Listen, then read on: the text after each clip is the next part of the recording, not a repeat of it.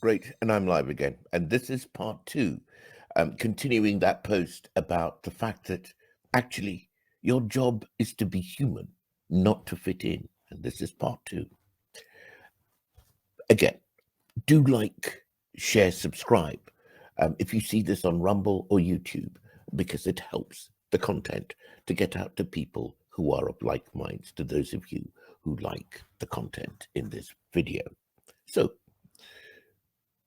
every society has a social contract, because when you have more than one person living together in a community, you've got two sovereign human beings. They've got to work out their affairs, their differences, and so on and so forth, and live harmoniously together. And usually we come to some kind of deal whereby we make reasonable efforts to protect and support the society which forms our human ecosystem. And in return, the society makes reasonable efforts to protect and support us. Now,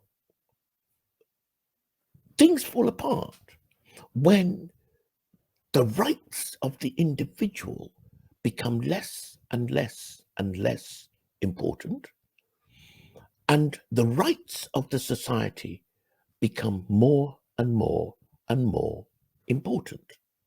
Secondly, things also start to fall apart if the people within our society are given different levels of support and protection by the wider society. In fact, what history has shown is that everything that is done to those at the margins of society will, as sure as God made little green apples, as the expression goes, will be happening to those at the center of that society in due course. And so there is the illogic, there is that folly of being able to sit down protected by privileges if you occupy the position at the center of society, while those at the margins of society are being beasted, because there, but for the grace of God, go you or I. And as Hemingway said in that great story, you should ask not for whom the bell tolls, because it tolls for thee. Now, if we're socialized, as we all are, and this is in all human cultures, to want to engage with our society, to fit in, to do our bit, to rub along with other people, it is important, or it presumes that those people in that society recognize your worth as a human being. I'll give you a personal example. I remember that as my career within media progressed, I noticed that I was encountering more and more difficulties in the United Kingdom. And it seemed to me that these difficulties derived from stereotypes that were being pushed upon me as a person of African origin. Now, I spoke about this in various areas of my life with people who, and get this, people who I trusted, A, and B, respected. The reason I trusted them was that I thought we shared like moral values. We seem to agree. We seem to have similar politics. We seem to have similar views on economics. We seem to have similar views on ethics. And not only that, I thought, therefore, as human beings, that these people were somewhat elevated. Well, we always think that people who are like us are slightly better than everybody else, don't we? I think it's a natural human impulse. And what I noticed that whenever I spoke about issues which pertain to me,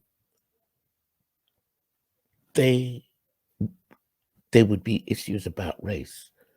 Most people, of these people that I trusted and respected and thought were pretty solid people, first thing that they would do would be to deny what I was saying. I mean, the sum total of their reaction suggested that I was either imagining what I was uh, uh, uh, thinking about or experiencing, although I felt it every single day. There was no way you could tell me that I was imagining racism. Um, I, they were suggesting, first of all, um, that I was making it up. Then, when they realized, no, no, I was rather more forthright and robust than that, they uh, tried to minimize it, saying that, oh, well, it's just a few stupid people. And of course, it would be pitched as people who were so completely crazy and insane that you couldn't possibly factor them in as members of society. But these so-called crazy lunatic people formed the majority of society as far as I was concerned. And so here it was. It led me to the conclusion, after, I would say, decades of this gaslighting, that led me to the conclusion that I was bringing up a subject that was so scary to the people I was talking with that they just weren't prepared, or they just didn't know how to deal with it. So, well, if you can't deal with something, you pretend. Best way to deal with it is to pretend it's not there. You know, a lot of people behave like that about death. It's a big thing. It's a big issue. You know, and most of us haven't got a clue what to do with it, and so we just pretend that it's not going to happen until it happens. So that was deeply disappointing. Then I realized that um, if you're going to fit into a team, you need to fit into a team that recognizes, respects, and acknowledges not only what they think of your life, but also what you experience of your life. And if people aren't prepared to recognize the truth, then you can't trust them. It is what it is. Now, at first, that made me feel deeply resentful. It made me feel hugely rejected, because these were people who I thought were on the same team and so on and so forth. History now, it's you can take a horse to water, you can't force it to drink. It's their life, it's their choices. They can make whatever choices they make, but there is a massive takeaway for all of us in this. It doesn't matter. You don't have to be a person of African origin. What it means is that if people don't understand the worth and depth of your humanity, you can't put your life in their hands. It's a little bit like entrusting um, uh, a live chicken, a live egg in the hands of, say, a 6-month-old. The first thing they'll do, they'll probably put it in their mouth and try and eat it, which is what everything goes to the mouth when babies are babies. Or the next thing is they might see if this looks round. It might remind them of one of their toys. They might see if it bounces when they throw it on the floor. The point is, you do not entrust something as precious and fragile as your life into the hands of a person who is completely agnostic of responsibility for that issue, who is completely incapable, not mature enough, not competent to hold that responsibility. And that is why we, in society, whatever society we live in, who know the worth and value of our lives, because nobody feels it like you. Nobody experiences it like you. You know the worth of your joy and your pain. You know the worth of your aspirations and your ambitions. You know the disappointments you have experienced and wish never to experience again. And so, for that reason, you must respect the worth of your life and take responsibility for it yourself. And so, that's how it works out. that your job is not just to join the herd, it's not just to fit in. Your job is first and foremost to respect the dignity of your life. Then and only then will you actually be of service not only to yourself but to your society, because then you're the guy who can say, actually, you know what, those people over there who were being beasted and treated that way, you know, their life is worth what my life is worth. My life is worth a lot more than being treated like a cockroach. My life is worth a lot more than being exploited.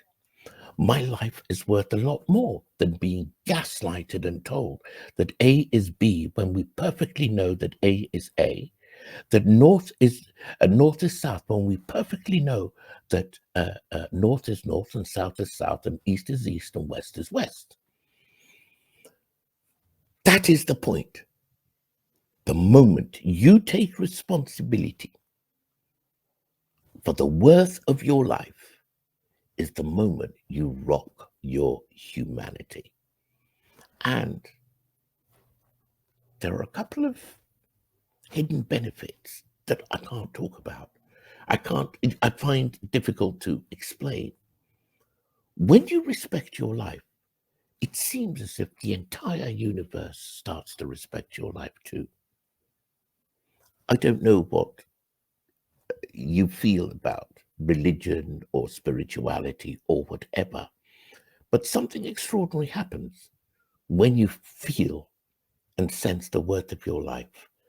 The whole of the universe lines up behind you and supports you and protects you. And whatever protection you need seems sometimes against all the odds to rock up. The other thing is that you connect to a kind of source wisdom. Everybody's got a different way of telling the story. I know Africans have a way of talking about their ancestors. Other people talk about their consciousness and so on and so forth. I'm not going to put words in anybody's mouth because I'm talking to humanity here. What is absolutely certain is that when you respect your life, you are under an admonition to respect everybody else's life. Show me a racist, and I'll show you a person who doesn't respect their own life. Show me a supremacist, and I'll show you a person who doesn't know the worth of their own life. Show me a person who has to enslave, treat others as less than, and I'll show you a person who is terrified of their own worth, terrified that they are themselves not worth anything, and so need to project that terror by abusing other people's lives. My friends, the only way we get to protect humanity is for us to live, first of all, as human beings, not to fit into this stupid, I have to say this, and with some feeling, ignorant, cookie cutter idea of the lab rats that are running around playing with virtual reality and living a make-believe life. Narcissistic, empty, without mission, without purpose. Because when you respect your humanity, all of those things they pop up and you can't fake them. They're either there or they're not. And your attitudes, beliefs, and your behaviors will demonstrate it. So forget about coming across as anybody's savior. You can tell who the charlatans are from a distance when you are awakened to your own life. Folks, thank you so much. I hope this made sense. Please watch the first part of this video as well, and like these if you can. Thank you. Have a great week.